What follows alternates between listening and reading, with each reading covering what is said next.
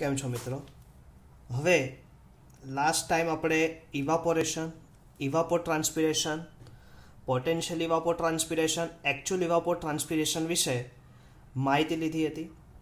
હવે મિત્રો આ ચેપ્ટરનો લાસ્ટ પોર્શન કે જે આમ તો પહેલાં આપેલો છે તમારી બુકમાં, પણ મેં પાછળથી લેવાનું નક્કી કર્યું હતું કેમ કે અહીંયાથી હવે મિત્રો બે ચેપ્ટરના અલગ અલગ ભાગ પડશે. કે કોઈ બી વરસાદ પડે છે, તમે વરસાદ કોઈ બી ઇનફ્લો આપણા જમીન ઉપર કોઈ બી વરસાદ આવે છે તો એમાં બે રીતે પાણીનું ડિવાઇડેશન થશે. એક તો પાણી કેવું થશે, સીધું ગ્રાઉન્ડ વોટરમાં જતું રહેશે, અને એક ગ્રાઉન્ડ વોટરમાં કન્સિડરેશન બેઝ ફ્લોમાં થશે, અને બીજું વોટર એવું થશે કે જે સબસર્ફેસ અથવા તો સરફેસ એ દ્વારા કોઈ એક જગ્યા ઉપર અથવા તો સબસર્ફેસ દ્વારા વહીને કોઈક નદીમાં મળશે. That's also is both are run of. એટલે કે એક આપણે ગ્રાઉન્ડ વોટર અને એક રન ઓફ, આ બંનેનું જે ડિફરન્સ છે એ આપણે સમજવાનું છે. ગ્રાઉન્ડ વોટરનું તો મિત્રો આખું એક ચેપ્ટર તમને આપેલું છે, પણ અહીંયા આપણે હવે સમજવાનું છે રન ઓફ.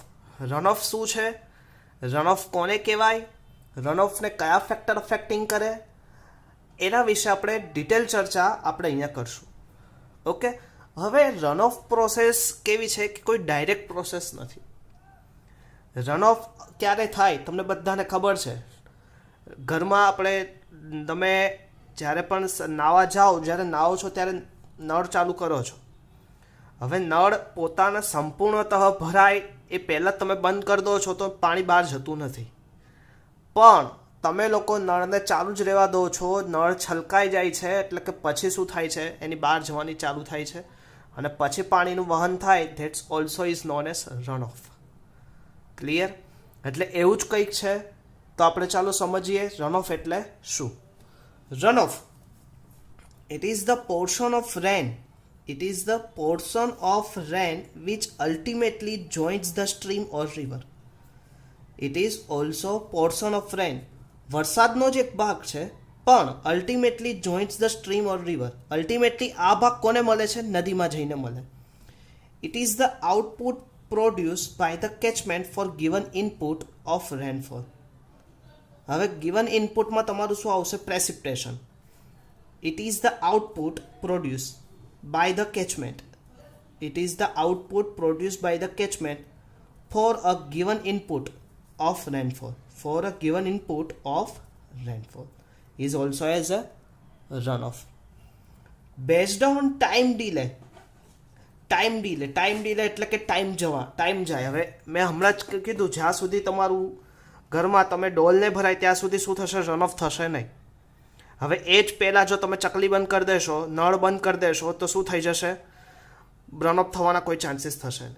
પણ જો તમે કન્ટિન્યુઅસલી એને ઓપન ક્લોઝ નહીં કરો અને ચાલુ જ રાખશો, ઓપન જ રાખશો, તો શું થશે? પાણી વહીને બહાર જશે અને મને રન ઓફ મળશે. પણ આ પ્રોસેસ માટે તમારે ડોલ ભરાવવા માટે કંઈક સમય તો જોશે. તો એ જ વસ્તુ અહીંયા છે. Based on the time delay between precipitation and run of, it can be classified in two parts. Based on the time delay between precipitation and run of, it can be classified in two parts. One is direct run off, second is base flow. Base flow એટલે હમણાં જ મેં વાત કરી કે જે તમારા જમીનમાં કે જે સ્ટોરેજ વોટર છે, કે જે એ વોટર છે ને ક્યારેય નાશ થવાનું નથી, એ ઓલરેડી ડન છે. એક વખત રન ઓફ વોટર શું થશે? દરિયામાં જઈને મળી જશે, પણ base flow as a position ઉપર તો રહેશે જ. આપણે જઈને આગળ જઈને સમજીએ તો કે based on time delay between precipitation and run of, it can be classified into two parts: direct run of and base flow.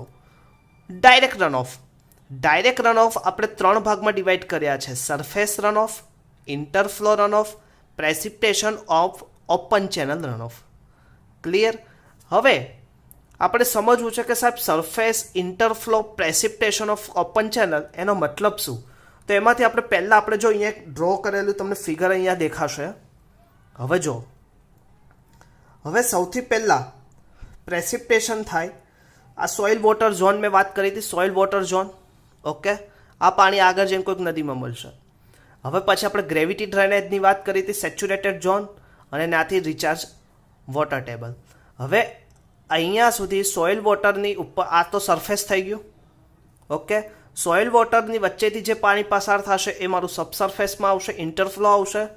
અને છેલ્લે રિચાર્જથી નીચે જે પાણી વધશે તો કે આ મારું ગ્રાઉન્ડ વોટર ટેબલ થશે. અને આ ગ્રાઉન્ડ વોટર ટેબલ એને જ કહેવાશે, એને જ આપણે શું કહીશું, બેઝ ફ્લો. પણ એ પણ આગળ જઈને તમને શું કહેશે, કોઈક જગ્યાએ બહાર થશે. Okay, gravity drainage, recharge water table, આ વોટર ટેબલ આવશે અને આ ગ્રાઉન્ડ વોટર. ઠીક છે, તો આ તમે જોઈ શકો છો. Clear that? આ તમે સાથે સાથે ડ્રો કરતા જજો. એવું હોય તો વિડીયોને પુશઅપ કરી દેજો અને ડ્રો કરી દેજો. ઓકે, કેમ કે તમારી બુકમાં એટલું ડિટેલ તમને અહીંયા આપેલું નથી કે રન ઓફ શું છે. Okay,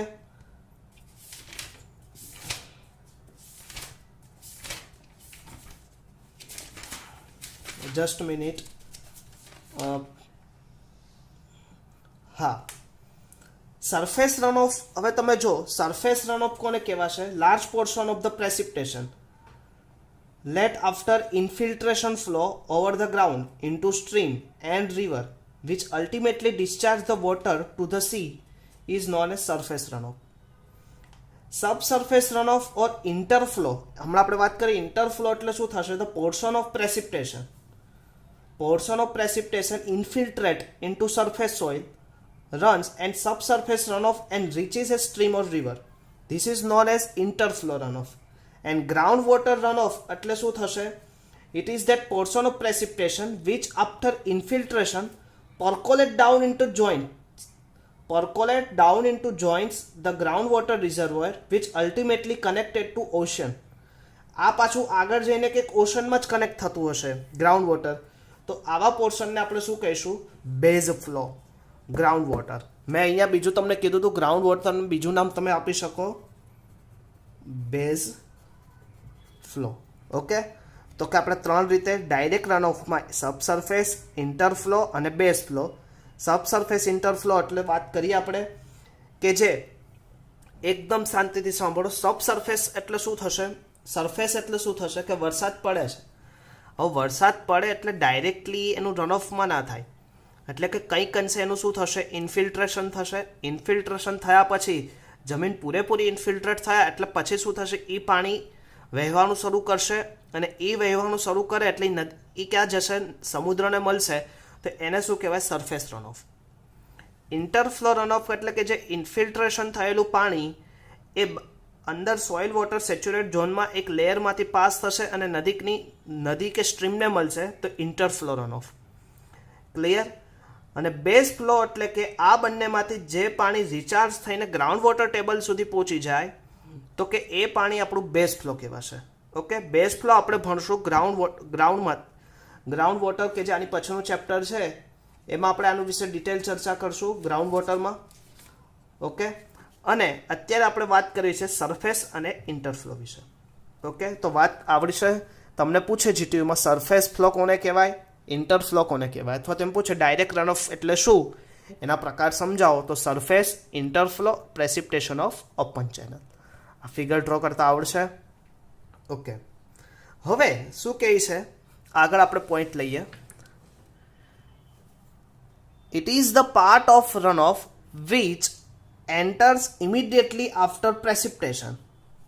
It is the part of runoff which enters immediately after the precipitation. It includes surface runoff, prompt interflow and precipitation on the channel surface. It is the part of runoff which enters immediately after precipitation. It includes surface runoff, prompt interflow and precipitation on the channel surface. Okay, surface રનઓફને આપણે બે રીતે વાત કરી, એક ઓવરલેન્ડ flow અને એક open channel flow. Surface runoff has two components, overland flow and open channel flow. Okay, તો ખાસ મિત્રો રનઓફ વિશે આપણે વાત કરી રહ્યા છીએ. રનઓફ બે પ્રકારમાં આપણે એના જે ટાઈમ ડિપેન્ડન્સને લીધે આપણે બે પ્રકાર, ડાયરેક્ટ રનઓફ, બેઝ ફ્લો. ડાયરેક્ટ રનઓફમાં અત્યારે આપણું માઇન્ડ ડાયવર્ટ કરી દઈએ રનઓફ ઉપર. જ્યારે બેઝ ફ્લો આવશે ત્યારે હું એની ડિટેલ ચર્ચા કરીશ. રનઓફમાં આપણે કયા લીધા? Surface, interflow, precipitation.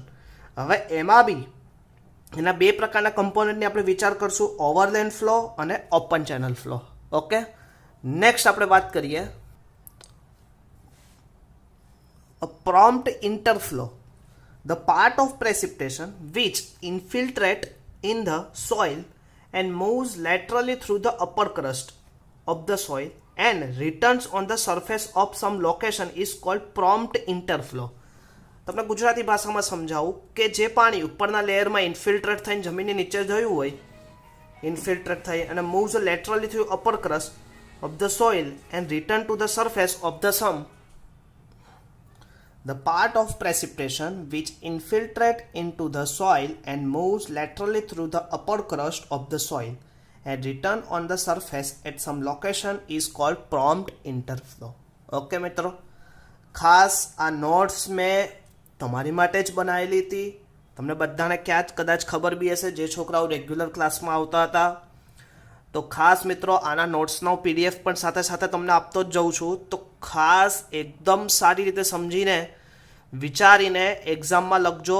થોડું લખજો પણ ઇફેક્ટિવ લખવાનું છે. આપણે થોડું લખશું પણ ઇફેક્ટિવ, કે સામેવાળા પેપર સેટરને ઇફેક્ટ થઈ જવી જોઈએ. કેમ કે છેલ્લા આ સેમથી તમારા પેપર ઓનલાઈન ચેક થાય છે. ઓનલાઈન ચેકિંગમાં first impression is last impression. જો તમારી પહેલી ઇમ્પ્રેશન સારી હશે તો પછીના ક્વેશ્ચનમાં એ જે પેપર ચેકરને તમારી ઇમ્પ્રેશન બહુ જ યાદ રહી જશે અને એના તમને ઘણો બધો ફાયદો થશે ને એડવાન્ટેજીસ મળશે. ક્લિયર? તો ખાસ મિત્રો, ઓછી મહેનતે વધારે માર્ક આપણે લાવવા છે તો કઈ રીતે લાવવા, તો એની માટે તમે બધા મેં જે રીતે નોટ્સ બનાવી છે એવી રીતે તમારે ખુદે તમારી ભાષામાં એક નોટ્સ બનાવવી પડશે. હા, કે નોટ્સ બનાવ્યા પછી કે સાહેબ અમે ભૂલ કરી છે કે નહીં, ચેક કોની પાસે કરાવું, તો હું ગમે ત્યારે તમે મને કહેશો એ પીડીએફ મોકલશો, હું ચેક કરી આપીશ. તમારે કહેવાનું કે સર મેં આ નોટ્સ બનાવી છે. જો આ વસ્તુ ખાસ એક વસ્તુ યાદ રાખજો, એન્જિનિયરિંગમાં આજથી પહેલાં જ્યારે એન્જિનિયરો જે બનતા હતા એની માટે કોઈ આવી અતુલ પ્રકાશન જેવી કોઈ બુક ના હતી. એ લોકો પાસે ખાલી એક કોર્સ પેપર હતું, સિલેબસ પેપર હતું. મિત્રો એ લોકો જાતે સિલેબસ પેપરમાંથી પોતે અલગ અલગ બુકોમાંથી જઈને એક મેટર ભેગું કરતા અને એ મેટરની એક નોટ્સ પ્રિપેર કરતા અને આ નોટ્સ વાંચતા અને ત્યારબાદ એક્ઝામ દેવા જતા. પણ ધીરે ધીરે એક પેટર્ન ચેન્જ થઈ એટલે તમારી માટે એક બુક આવ્યા. ખૂબ જ સરસ વસ્તુ થયું. પણ એ બુકની અંદર ઘણી વખત એવું થયું કે આપણે એમાંથી પણ મોસ્ટ એમપીની આશા રાખતા થઈ ગયા. એટલે આપણે નોલેજ જોડે શું કર્યું, ચેડા કર્યા. અને પાછળથી આપણને જ પસ્તાવો થાય એવું ના થાય તો એની કરતાં મિત્રો અત્યારથી જ આપણે ધ્યાન દઈએ. ક્લિયર? આમ તો ઘણા છોકરાઓ છે મારા નજરમાં કે જે ખૂબ જ સારી મહેનત કરે છે, કે જે ભલે અત્યારે ચોથા સેમમાં હોય પણ એન્જિનિયરિંગ ખૂબ જ સારું એનું જવાનું છે.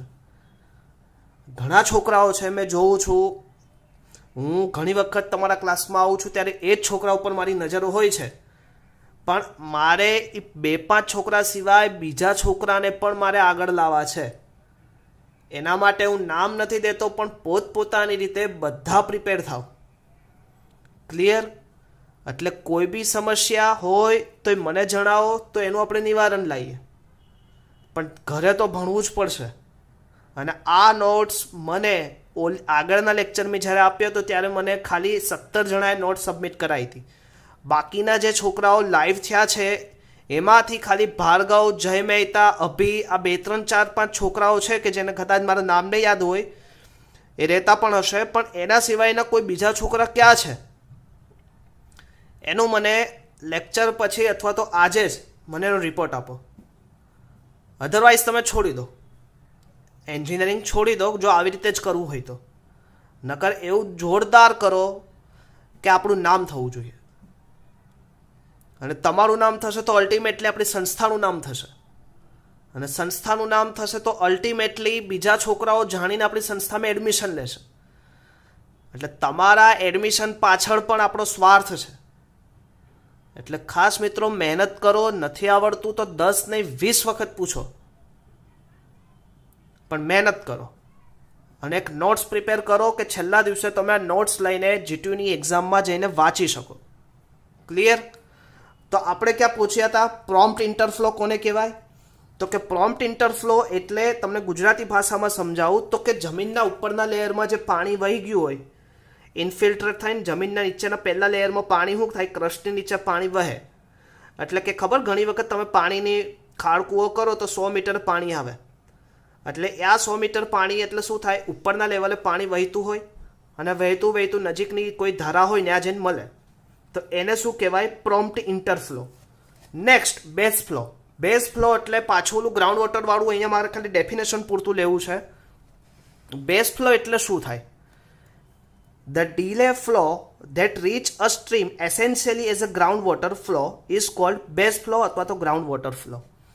Delay, a flow that reach a stream essentially as a groundwater flow is called base flow or groundwater flow. It is sometimes referred as a dry weather flow or effluent seepage. Effluent સીપેજમાં આપણે એને consideration કરીએ છીએ. અત્યારે આપણે કોઈ જ સમજીને વાત કરીને આગળ જઈએ છીએ. આની પછીના આખા ચેપ્ટરમાં આની વિશે ડિસ્કસ કરીશ મિત્રો. ડાયરેક્ટ રનઓફ. ડાયરેક્ટ રનઓફ કોને કહેવાય કે ટોટલ રનઓફ થયું એમાંથી બેઝ ફ્લોને તમારે ડિડક્ટ કરી દેવાનું.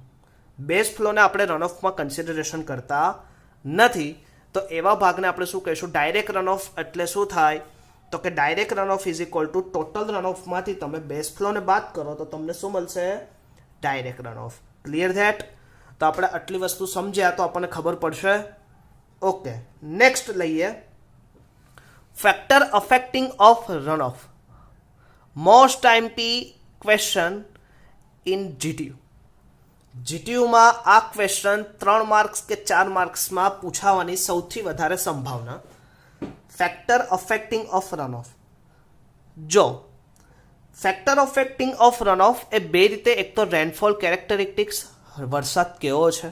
હવે મેં હમણાં જ કીધું કે ડોલત તમારી ભરાતી નથી તો રનઓફ થવાના કોઈ ચાન્સીસ જ નથી.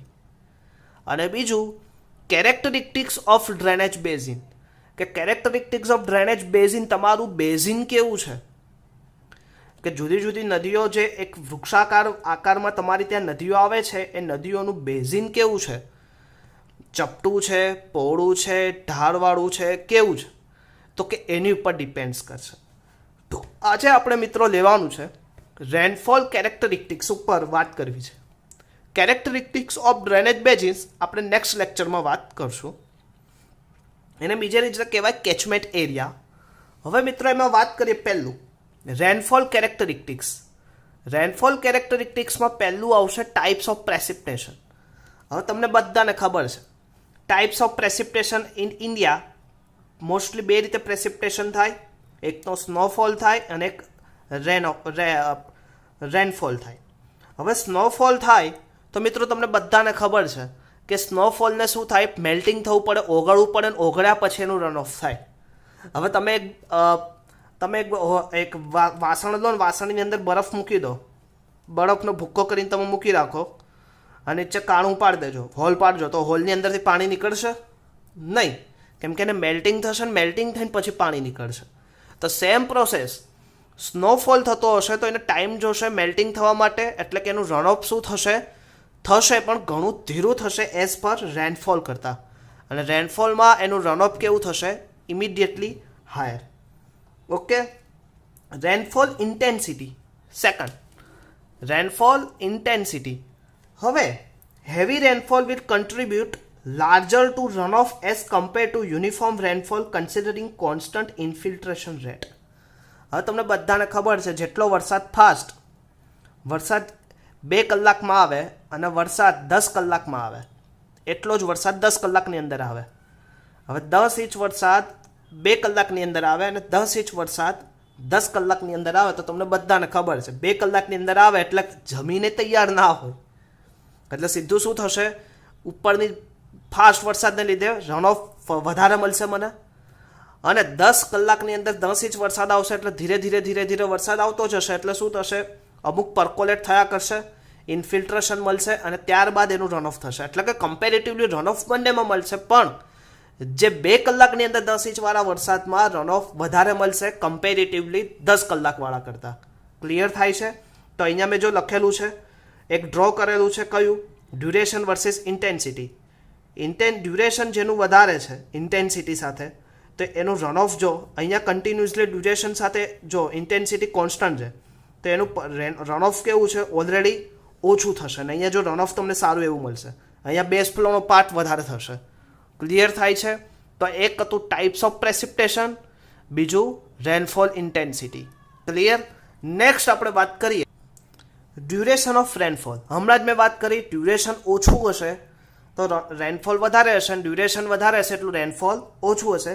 ઇન્ફિલ્ટ્રન્સ capacity goes on reducing duration during the storm till they attain constant value. With extended duration of storm curve runoff may be increased. એટલે કે જેટલું ડ્યુરેશન ઓછું એટલે કે સ્ટોર્મ એક ઝાપટું જેટલું ઝડપી અને ઓછા સમયમાં સારું એવું ઝાપટું આવશે એટલું રન ઓફ વધારે થશે, પણ ઝાપટું જેટલું લાંબુ સ્ટોર્મ જેટલો વધારે એટલું રન ઓફ ઓછું. Rainfall distribution. Sorry all of you. Rainfall distribution. હવે ડિસ્ટ્રીબ્યુશન ઓફ રેનફોલ કઈ રીતનું થાય છે, કેવી રીતનું થાય છે એની ઉપર આપણે એક ભાગ રહી કે રન ઓફ કેવું થશે. હવે ડિસ્ટ્રીબ્યુશન ઓફ રેનફોલ કેવું થાય કે ઘણી વખત કોઈ કેચમેન્ટ એરિયા હોય મોટો તો એના કોઈ પોર્શનમાં રેનફોલ થાય અને બીજા પોર્શનમાં એટલું થતું નથી, તો એ બધું પાણી એક જગ્યાએ ભેગું થતાં રન ઓફનો ટાઈમ ઘણો લાંબો થઈ જશે. Clear? Soil moisture deficiency. If the rain is falling after very dry spell of the time when soil is dry and absorb huge amount of water, runoff will be higher. હવે આવું તમને આપણા ઇન્ડિયામાં તો ખાસ જોવા મળશે કેમ કે ઇન્ડિયામાં બે પ્રકારની રિવર, પેરેનિયલ અને નોન પેરેનિયલ. નોન પેરેનિયલ રિજિયન એટલે કે આપણું ગુજરાત.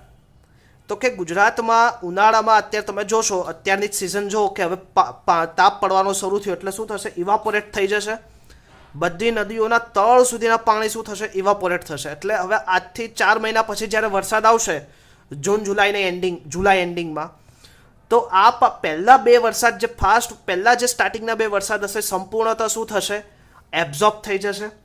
તો soil moisture deficiency. Clear? Direction of prevailing of storm. Runoff will be higher if the movement of storms same as a direction of movement of water in the drainage basin. હવે direction of storm એટલે કે જે તમારો વરસાદની direction પણ તમારા રનઓફ જોડે depended છે. જો તમારા કેચમેન્ટની દિશા બાજુ જો તમારું ડાયરેક્શન ઓફ રેનફોલ થતો હશે તો એને લીધે રનઓફમાં સ્પીડમાં વધારો થશે. ક્લિયર? તો આ સાથે આજે મિત્રો આપણે કયા રનઓફ શેની વાત કરી તો કે બે પ્રકારના હતા. એક આપણે રેનફોલ કેરેક્ટરિસ્ટિક્સ ઉપરથી લેવાના હતા અને બીજા કેચમેન્ટ ઉપરથી લેવાના હતા. તો મિત્રો આજે આપણે રેનફોલ કેરેક્ટરિસ્ટિક્સ ઉપરથી એનો ફેક્ટર અફેક્ટિંગ વિશે અભ્યાસ કર્યો.